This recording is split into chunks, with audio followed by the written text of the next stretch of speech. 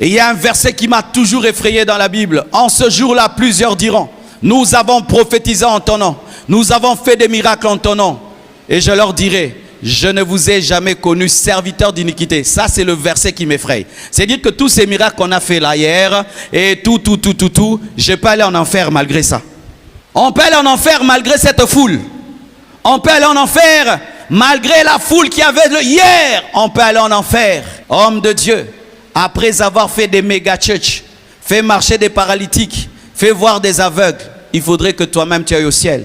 Parce que les fidèles à qui tu prêches la parole prennent au sérieux ce que tu dis, pratiquent ce que tu dis, ils vont mourir, ils vont au ciel. Mais toi-même, le pasteur, on te cherche, on ne te trouve pas. Où est Pasteur Boni? Où est Pasteur Boni? Pasteur Boni n'est pas là, il est en enfer. Pourquoi? Il disait des bonnes choses, lui-même ne les pratiquait pas. Que cela ne t'arrive pas.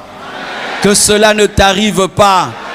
Après avoir nourri les fidèles, nourris-toi toi-même. Après avoir dit aux fidèles, sanctifiez-vous, toi-même sanctifie-toi. Parce que le jour de l'enlèvement, Jésus ne va pas tenir compte de nos titres. Il ne va pas tenir compte de nos églises et de nos livres et de nos miracles. Il va tenir compte de la communion avec lui. Vis dans la communion avec Dieu. Parce qu'à la fin des temps, nous serons jugés. À la fin des temps, tu finiras par mourir. Et il y aura l'enlèvement bientôt. Imagine, homme de Dieu, pendant que je prêche comme ça, frère, il y a l'enlèvement.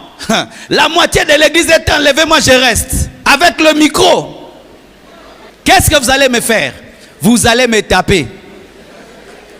Homme de Dieu, le jour de l'enlèvement, tu seras tabassé si tu restes. On va dire avec tous les bruits que tu faisais, les affiches et tout, tu nous dérangeais matin, midi, soir. Oh l'enlèvement, toi-même tu es resté. Ils vont te taper dans la tribulation comme pas possible. Chez nous, dans notre pays, nous avons des bus.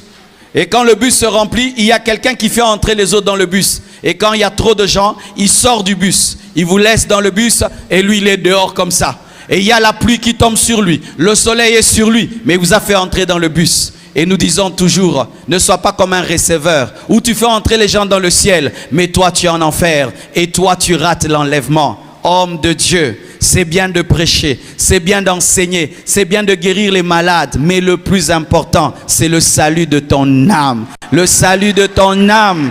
Et je t'assure, lorsque tu as cette motivation, tu ne seras pas un faux pasteur. Qu'est-ce qui fait de nous des faux pasteurs? C'est quand tu oublies l'essentiel, l'éternité. Tu oublies l'essentiel, le ciel. Et tu penses que tout c'est ici. Avoir des grandes églises, faire tomber les gens, les miracles, les prodiges. Ce n'est pas tout. L'essentiel, c'est que Jésus dise au dernier jour, bon et fidèle serviteur, entre dans la joie de ton maître.